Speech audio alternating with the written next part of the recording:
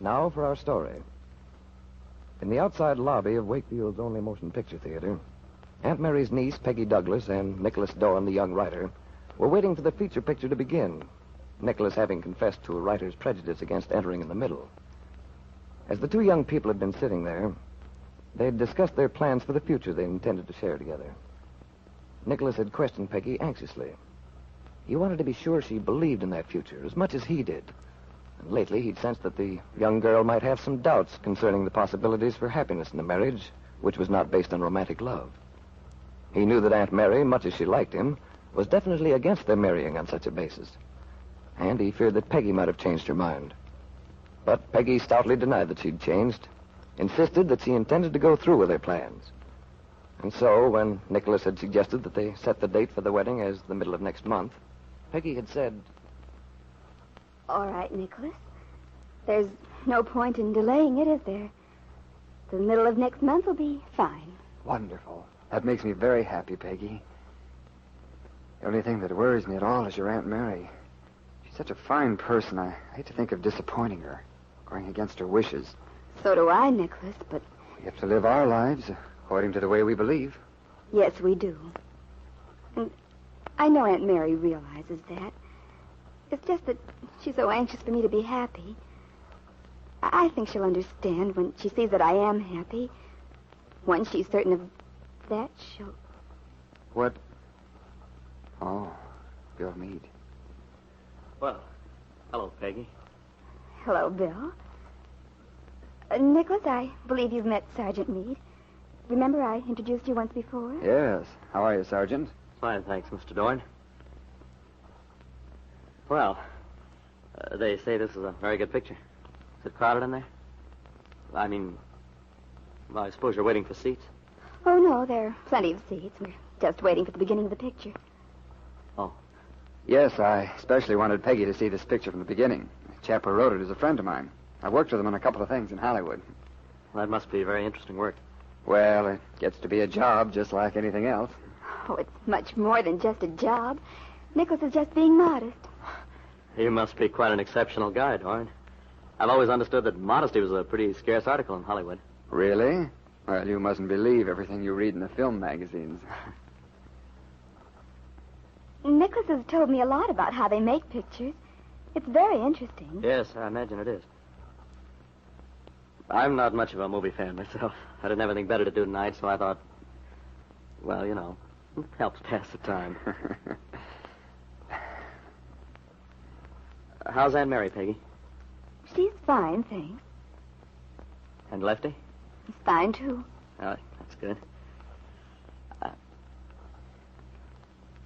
Well, Bill, it's been nice seeing you. Peggy, I wonder if I could talk to you for a minute. Would you excuse us, Dorn? Huh? Oh, of course, of course. Down here, Bill. I wanted to go out for a cigarette anyway. But, Nicholas... Come to think of it, why don't I just toddle along back to the hotel? I've seen the picture anyway, and well, you could take Peggy home, couldn't you, Meade? Nicholas... No. I'm afraid not. Nicholas, I'll expect you back in 5 minutes. Well, if you're sure. I'm very sure. All right, then. Glad to have seen you, Bill. He seems to be a nice fellow. He is. Very nice. I get the impression he knows something about... well, about us. What makes you think that? Well, he made such a fuss about leaving us alone together. Well, after all, Bill, what else could he do? He came right out and practically asked him to leave. Yeah, I guess so. But still, he acted as if he knew something about the situation. Nicholas and I are very good friends. Naturally, we've discussed quite a few things in the past. That's hardly surprising, is it? No, but... It's no secret anyway. Practically anyone in town could have told him. Everyone knows we went around together. Had one of those childish romances. Childish? Peggy, you don't really mean that. Why shouldn't I mean it? It's something everybody goes through.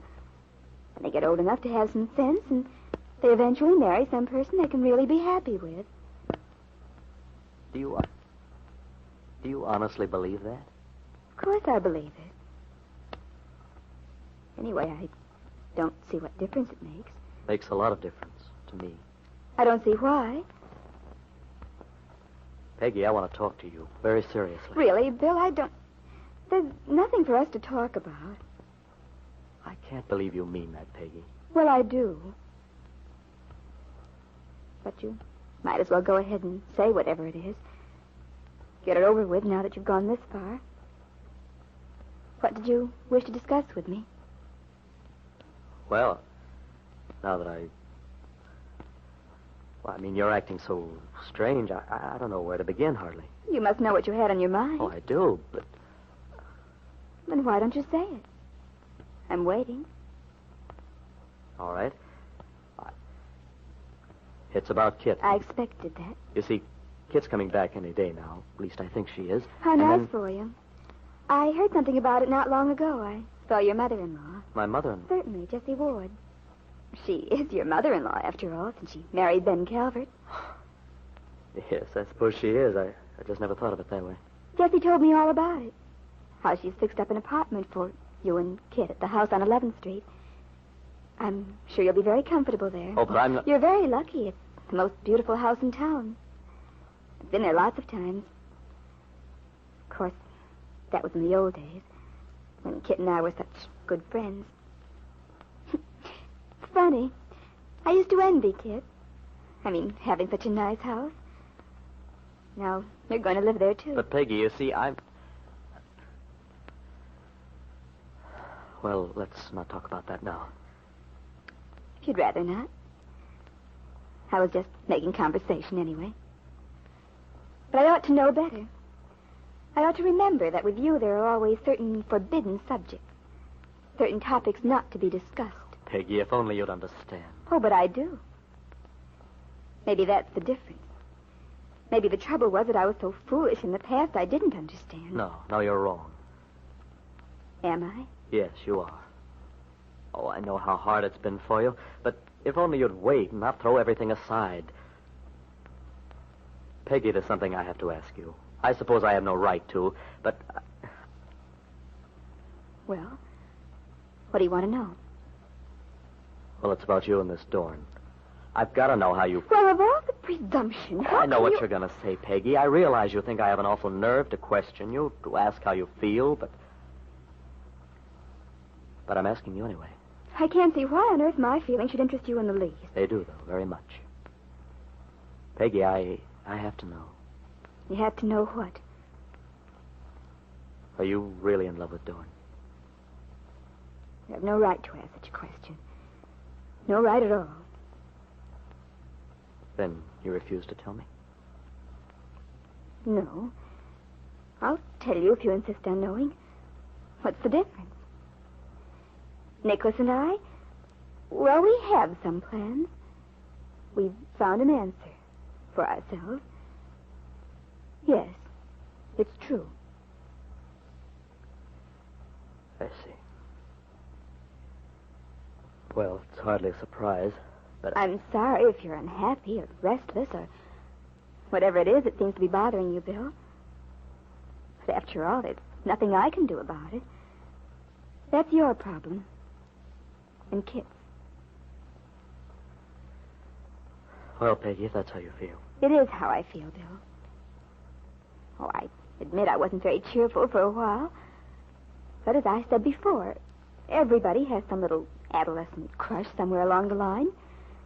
But when you mature, get to know what you really want in life. And Nicholas Dorn is what you want? A life with him? Yes, Bill. That's the answer for me. A life with Nicholas Dorn.